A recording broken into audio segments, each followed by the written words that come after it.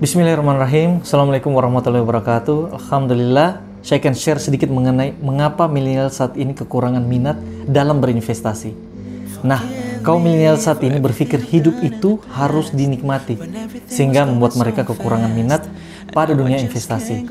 Meskipun mereka mengerti jika investasi itu bisa melipat gandakan pendapatan mereka, namun tak banyak yang benar-benar memahami, apalagi melakukannya. Nah, berdasarkan survei dari OCBC, hanya 2% milenial yang tertarik berinvestasi. Padahal investasi bisa menguntungkan dan lebih baik dilakukan sejak dini. Kalau melihat dari hal-hal ini, apa sih yang membuat mereka masih anti dalam berinvestasi? Yang pertama, sebuah survei dilakukan beberapa waktu yang lalu mengenai kebiasaan milenial dalam mengatur keuangannya. Hasilnya sebanyak 60% responden mengaku tidak mempunyai perencanaan dalam keuangan yang matang untuk berinvestasi, sedangkan hanya 2% dari kaum milenial ini yang ingin berinvestasi.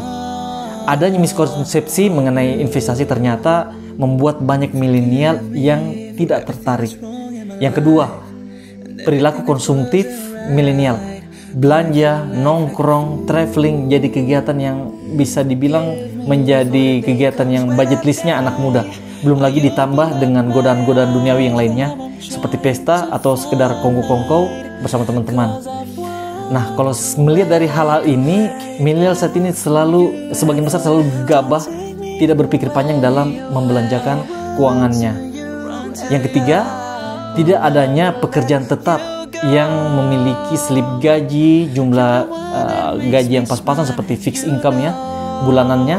Hal ini banyak yang dialami oleh sebagian besar milenial, sebagian besar juga dari kita ya, karena tidak bekerja di bawah naungan perusahaan seperti perkantoran atau instansi tertentu. Sehingga contohnya seperti pekerja-pekerja di industri kreatif, dengan tidak adanya berkas seperti slip gaji dan lain-lain, mereka juga malas bahkan tidak tertarik untuk berinvestasi, apalagi ada yang ada hubungannya dengan lembaga-lembaga keuangan misalnya seperti di bank atau berinvestasi di bidang perumahan. Padahal sekarang telah banyak sekali alternatif investasi yang tidak memerlukan urusan-urusan berkas seperti hal-hal yang saya sebutkan seperti yang tadi. Acuh tak acuh dengan manfaat investasi. Milenial memang dikenal dengan sikap acuh tak acuh, terutama soal urusan investasi. Meski sejatinya itu untuk kepentingan masa depan mereka, namun hal ini bisa dibuktikan dari minimnya keikutsertaan para milenial dalam aktivitas investasi yang kita lihat di beberapa tahun terakhir ini. Melihat dari umur dan jenjang karir yang masih panjang juga membuat milenial sering menunda-nunda keinginan untuk segera berinvestasi. Padahal kalau melihat dari rentang usia produktifnya, menjadi waktu yang sangat tepat untuk ikut investasi karena arus pengeluarannya masih bisa dibilang tidak terlalu banyak ya, seperti tanggung jawab rumah tangga dan hal-hal yang lainnya.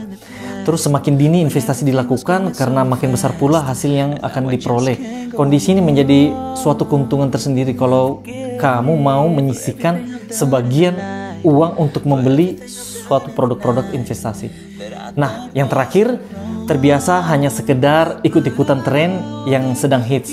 Misalnya seperti ketika diajak untuk berinvestasi, umumnya milenial menolak ajakan tersebut. Sebagai gantinya, mereka memilih untuk membuka usaha, baik usaha F&B, desain, dan lain-lainnya.